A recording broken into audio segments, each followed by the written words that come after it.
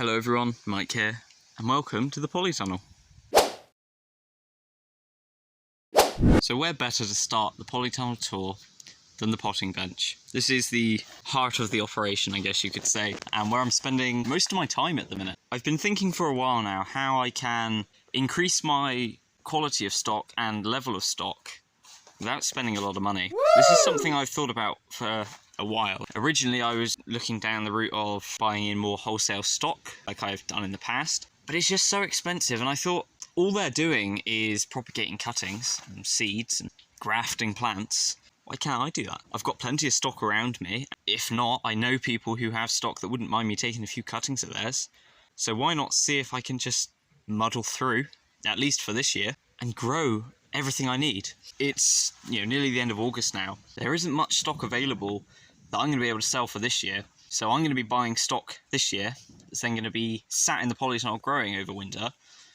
That I've got my money invested in. I could lose a few to the cold. I've then got no return until the spring, potentially. If any of them even make it, if any of them even sell.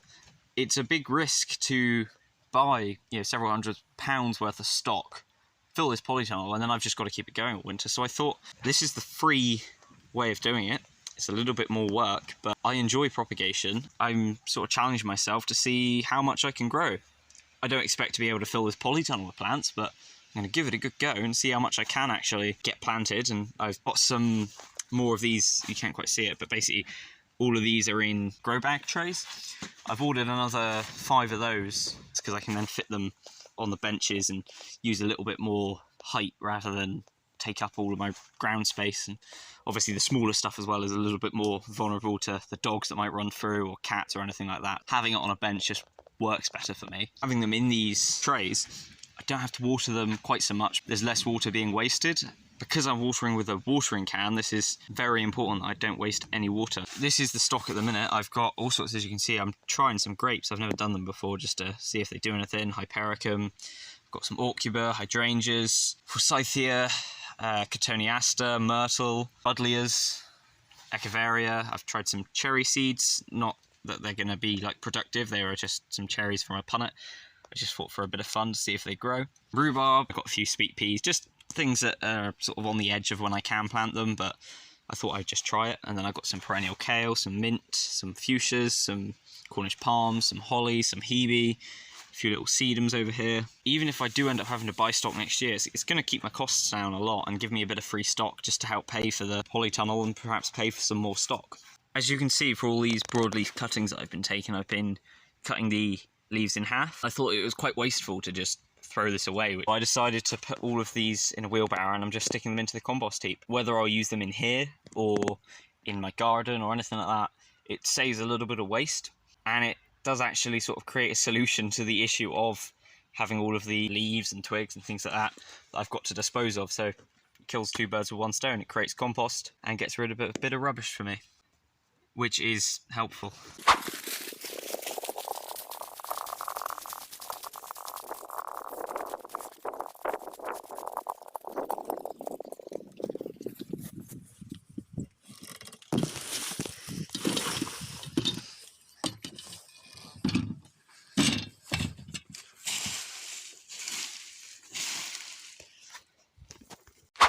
And then here is my huge amount of stock.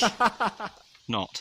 I've still got a lot more stock outside, but I'm trying to not bring too much in, because when it's outside it can get watered by the rain. As soon as it comes in, I got to water it, and I don't have enough time to go around with a watering can every single day to keep everything watered in here. I'm just sort of leaving the rain, because it's pretty much non-stop raining at the minute, which is nice, and I'm leaving it do its thing. So here I've got a few nice azaleas that I've just potted on, and they're looking a little bit unhealthy, so I've just put them into some ericaceous compost, given them a good mulch, and then given them a good water, and hopefully they should turn around for the spring when they'll start flowering again, and they should look really nice because there's quite a few different varieties here in the mix. Just got a few little sedums here because I like growing sedums, a few other little succulents and some grasses and things, and then a few privet that I've just potted on from the cuttings. I've left this area completely uncovered. I may end up covering this up, but for now I'm thinking I'm going to leave it, because I thought it'd be quite nice to have tomatoes growing and maybe cucumbers and things like that. So I've got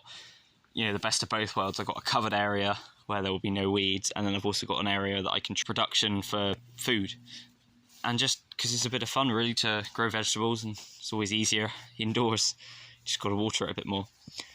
But that is it for the polytunnel so far. There's some of the leftover poly over there which I might be making a hold frame out of, but I'll probably save some for repairs for the winter and things like that. Got a little mini greenhouse here with a couple of rhododendron cuttings in it that I just thought I would try, and the cats love playing in the bottom of that, so I've got to leave it open now, otherwise they just sort of claw their way in, which is annoying because I wanted to build the humidity, but there won't be any humidity if they claw it to pieces. Thank you very much for watching this video. I hope you enjoyed, and hopefully next time you see this polytunnel it will have a little bit more stock in it, hopefully, and hopefully I'll have a better system for watering other than just a watering can. But for now that's all I got, and it's doing the job. So thanks for watching, see you next time, bye.